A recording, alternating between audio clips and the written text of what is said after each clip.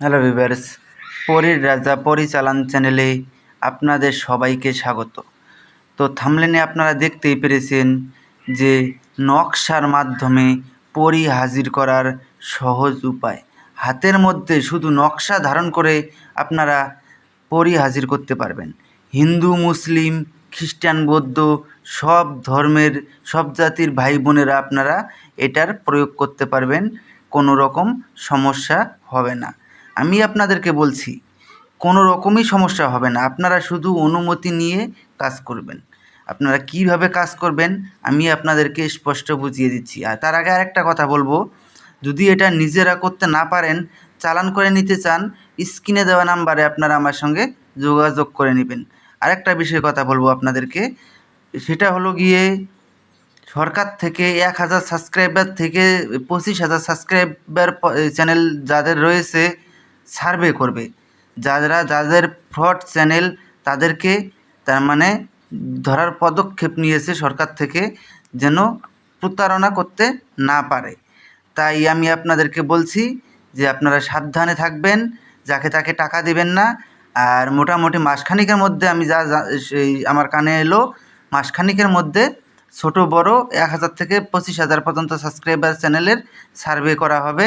যাদের fraud channel, যারা টাকা পয়সা নিয়ে কাজ করে না, তাদেরকে সরকারের আওতায় নেওয়া হবে এবং উপযুক্ত শাস্তি দিবে।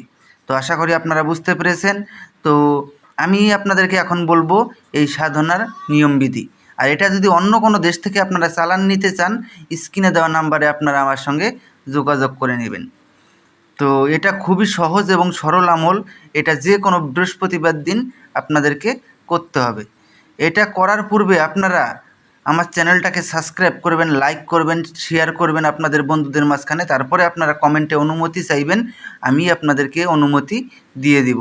যদি আমি আপনাদেরকে কমেন্টে রিপ্লাই দিতে নাও পারি, আপনারা লাইক, কমেন্ট, শেয়ার এবং চ্যানেলটাকে সাবস্ক্রাইব করলেই আপনারা অনুমতি অটোমেটিক পেয়ে যাবেন। তো একটা নকশা স্ক্রিনে দেখতে পেরেছেন, নকশাটা ঠিক এরকমভাবেই লিখবেন। লিখে নিচে নিজের নাম লিখবেন। নিজের নাম লিখে এরকম 3টা নকশা তৈরি করবেন। 3টা নকশা তৈরি করে একটা আপনারা শ্মশানে পুঁতে দিয়ে আসবেন, আরেকটা কবরস্থানে পুঁতে দিয়ে আসবেন, আরেকটা নিজের হাতে রাখবেন। নিজের হাতে রেখে বৃহস্পতিবার রাত ঠিক 10টা থেকে 10:30 পর্যন্ত পশ্চিম মুখ হয়ে বাঁ হাতে নকশাটাকে ধরে নিয়ে বসবেন।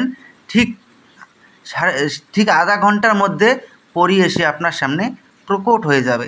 যখন পরী এসে আপনার সামনে প্রকট হবে, তখন পরী আপনাকে আপনার মনের ইচ্ছা জানতে চাইবে।